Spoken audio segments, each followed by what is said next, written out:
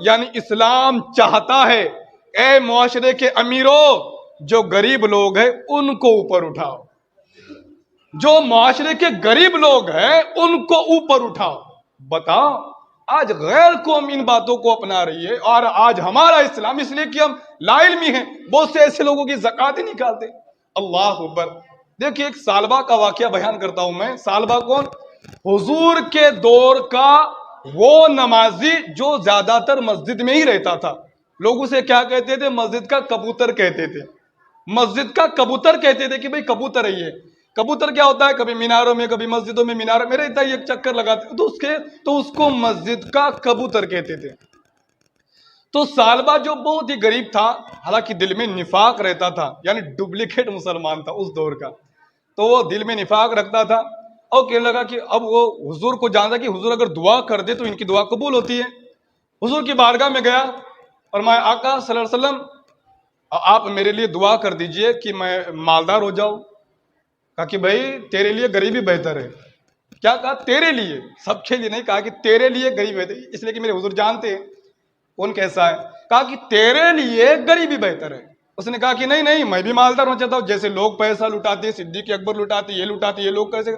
کچھ آدمی سوچتے ہیں کہ یار ہم بھی اگر مالدار ہو جاتے نا، ہم بھی خوب دھن لٹاتے، خوب یہ کرتے۔ سب کے بس کی بات نہیں ہوتی میاں۔ مالدار ہونا الگ بات ہے، سخی ہونا الگ بات ہے۔ مالدار ہونا الگ بات ہے، پیسہ لٹانا الگ بات ہے، ہر کسی کی بات نہیں ہے۔ اس لیے کہ کم پیسہ ہو تو زکوٰۃ، جیسے کہ 100 روپے پر 2.5 روپے نکلتی ہے، وہ بات الگ ہے، لیکن جس کی کروڑوں کی پراپرٹی ہو تو لاکھوں سے زکوٰۃ نکلتی ہے، اس کا کلیجہ کیسا باہر آئے گا۔ تو امیر ہونا الگ بات ہے، سخی ہونا الگ بات ہے۔ تو وہ کہنے لگا کہ دیکھیے صدیق اکبر یہ لوگ کیسے یعنی پیسہ لٹاتے ہیں، ارے میرے پاس بھی جب دھن دولت آ جائیں گی میں بھی کچھ کام کروں گا، میں بھی کچھ دین کا کام کروں گا۔ کہا کہ سالبہ تھوڑے سے رزق پر خدا کا شکر ادا کیا کر، تھوڑے سے رزق پر خدا کا شکر ادا کیا کر۔ کہا کہ نہیں نہیں، آپ دعا کر دیجئے میرے لیے، آپ دعا کر دیں کہ دعا قبول ہوں گی، میں بھی انشاءاللہ مالدار ہو جاؤں گا، میں بھی خوب دین کے لیے میں پیسہ لٹاؤں گا۔ اب حضور نے دعا کر دی۔ حضور کی دعا لب سے نکلے سبحان اللہ، جن کے وسیلے سے دعا قبول ہوتی ہے، اب وہ دعا کرے تو اس دعا کا عالم کیا ہے؟ سبحان اللہ۔ جس کے وسیلے سے دعا قبول ہوتی ہے وہی دعا کرے تو اس دعا کا عالم کیا ہے؟ حضور نے دعا فرمائی۔ اب سالبہ کے بعد جو 1-2 بکری تھی، اتنی بکریاں ہو گئی۔ اب وہ بکریوں کے پیچھے گھومنے لگا، اس کا چارہ لانا ہے، گھاس لانا ہے، یہ کرنا ہے، بکریوں کی دیکھ ریکھ کرنا ہے۔ جو مسجد کا کبوتر تھا، لوگ کیا دیکھتے ہیں کہ سالبہ نے فجر میں آنا کم کر دیا ہے، کبھی آتا ہے کبھی نہیں آتا ہے، کبھی آتا ہے کبھی نہیں آتا ہے۔ کیا کہتا تھا؟ ارے بھائی بہت بڑا کام دھندا ہے میرا، بکریوں کو دیکھنا پڑتا ہے، چارہ لانا پڑتا ہے، گھاس لانا پڑتی ہے، یہ کرنا پڑتا ہے۔ اب کیا ایسا کرتے کبھی کبھی ظہر کو آتا تھا، کبھی نہیں آتا تھا۔ اب اس دور میں ایسا کام کرنا بہت بڑا، لوگ یعنی صحابہ کیا سوچتے تھے؟ اس دور میں کوئی بے نمازی نہیں تھا، اگر آدمی اچانک نماز چھوڑ دیتا تھا تو صحابہ کیا گمان کرتے تھے؟ صحابہ ایک تو یہ سوچتے تھے کہ وہ اتنا بیمار پڑ گیا ہوگا کہ اس کی حالت ایسی نہیں ہوگی کہ وہ مسجد میں آ سکے، یا پھر دوسرا گمان یہ کرتے تھے کہ شاید وہ کافر بن گیا ہوگا۔ بس یہ 2 آپشن، اس لیے کہ اس وقت کوئی بے نمازی نہیں تھا۔ تو پھر لوگ پوچھتے تھے کہ یہ سالبہ کیا بات ہے، تو اچھا آدمی ہٹا کٹا ہے۔ کہا کہ میرے کام دھندے بہت ہیں، بکریوں کے پیچھے گھومنا پڑتا ہے۔ اب وہ اس کے پاس اتنی بکریاں ہو گئی کہ مدینے میں یعنی شہر میں، گاؤں میں رکھنا مشکل ہو گیا، تو اس نے اپنا سب باڑا وغیرہ، گھر وغیرہ مدینے کے باہر بنا لیا، مدینے کے باہر بنا لیا۔ اب جمعہ میں بھی کبھی کبھی آتا تھا۔ اللہ اکبر۔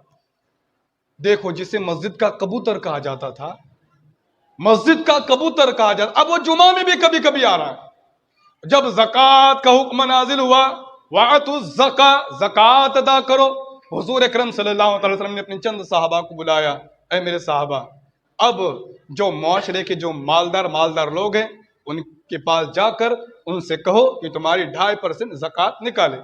اب وہ سب کے پاس گئے، سالبہ کے پاس بھی گئے۔ سالبہ تمہارے اوپر زکوٰۃ واجب ہے، اس لیے کہ تمہارے پاس آمدنی کا بہت سارا مال ہے، تمہارے پاس بکریاں بہت ہیں، تمہارے اوپر زکوٰۃ واجب ہے، اب تم 2.5% زکوٰۃ نکالو۔ کہ واہ واہ، یہ کون سی بات ہوگی؟ پہلے محنت کا پیسہ میرا، میں کماؤ، سب میرا لینا دینا ہے، اور میں پیسہ دوں، میں زکوٰۃ نکالوں۔ ارے یہ تو پھر یہ کون سی بات ہوگی، غیر لوگ ٹیکس لیتے ہیں، اسلام ایسا کیا کر رہا ہے، ایسا ویسا. اللہ اکبر. انکار کیا جب زکوٰۃ کا، تو پھر صحابہ آئے حضور کی بارگاہ میں، کہا کہ ثعلبہ نے خالی زکوٰۃ دینے سے منع کر دیا ہے. کہا کہ کیا، ثعلبہ نے زکوٰۃ دینے سے منع کر دیا؟ وہ رحمت للعالمین جو تمام کائنات کے لیے رحمت ہے. کہا ثعلبہ تو مردود ہوا. اللہ اکبر. ثعلبہ کون؟ بہت سے لوگ یہ سمجھتے کہ یہ صحابی نہیں تھے، ایک منافق قسم کے ثعلبہ تھے، جو یعنی اپنے دل میں نفاق رہتے، اس لیے کہ حضور کا صحابی ہرگز ایسا نہیں ہوتا. اللہ اکبر. کہا کہ ثعلبہ اب تو مردود ہوا، اب تیری زکوٰۃ سے ہمیں کوئی لینا دینا نہیں، اب تیرے مال سے ہمیں کوئی لینا دینا نہیں. اللہ اکبر. جانتے ہو جب پھر لوگ تانا دینے لگے، مسلمان تانا دینے لگے کہ ثعلبہ نے حضور کا فرمان نہیں مانا، اس وقت بہت بڑی بات مانی جاتی تھی کہ یار نبی کا فرمان نہیں مانا. آج تو باپ رے، حضور کا فرمان بہت ہی ہلکا سمجھ لیا. شریعت مصطفیٰ، شریعت. ارے بھائی مجھے بھائی کا دل رکھنا ہے، نبی کی شریعت پہ کون چلے گا؟ بھائی امپورٹنٹ ہو گیا، نبی کیا ہے، نبی کی شریعت کیا ہے. میرے لیے تو میرا بڑے چچا وغیرہ یہ لوگ میرے لیے امپورٹنٹ ہے، حضور کیا ہے. جب اس دور میں جب یہ بات پھیلنے لگی کہ ثعلبہ نے حضور کا فرمان نہیں مانا، اب ثعلبہ نے زکوٰۃ نکالی. زکوٰۃ نکال کر حضور کی بارگاہ میں پیش کریں، حضور یہ زکوٰۃ نکالی. کہا کہ کوئی غرض نہیں ہے. اللہ اللہ، اتنا جلال میرے حضور کو جو رحمت للعالمین ہے. فرمایا کوئی غرض نہیں چاہیے تیری زکوٰۃ. ثعلبہ اس زکوٰۃ کو لے کر گھر پہ گیا، اس مال کو لے کر گھر پہ گیا.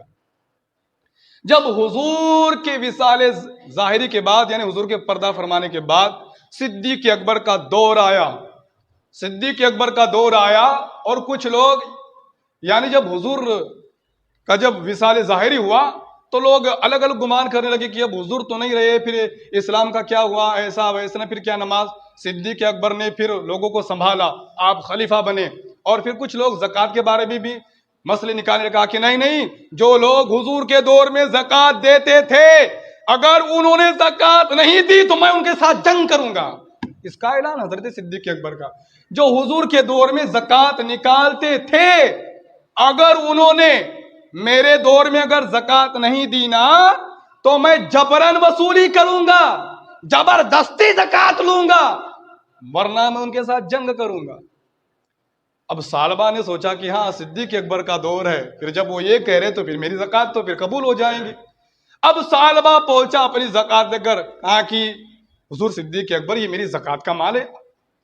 کہا کہ تو آیا ہے، نبی نے تجھے دھتکار دیا تھا، تو نے کیسے سوچا کہ جب حضور نے، میرے نبی نے، میرے آقا نے تیری زکوٰۃ کو قبول نہ کیا تو ان کا غلام صدیق اکبر تیری زکوٰۃ کیسے قبول کر سکتا ہے؟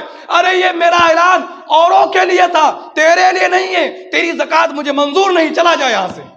اللہ. ثعلبہ پھر گھر پہ گیا. اب حضور صدیق اکبر کے وصال ظاہر کے بعد حضرت فاروق اعظم کا دور آیا. پھر ثعلبہ آیا زکوٰۃ لے کر. کہا کہ حضور فاروق اعظم یہ میری زکوٰۃ ہے. کہا کہ کیا سمجھا ہے تو نے، فاروق اعظم تیری زکوٰۃ قبول کر لیں گا؟ اب جب صدیق اکبر نے تیری زکوٰۃ کو قبول نہیں کیا، میرے آقا نے تیری زکوٰۃ کو قبول نہیں کیا، تو فاروق اعظم تیری زکوٰۃ کیسے لے سکتا ہے؟ دفع ہو جائے یہاں سے. اللہ اکبر. چلا گیا.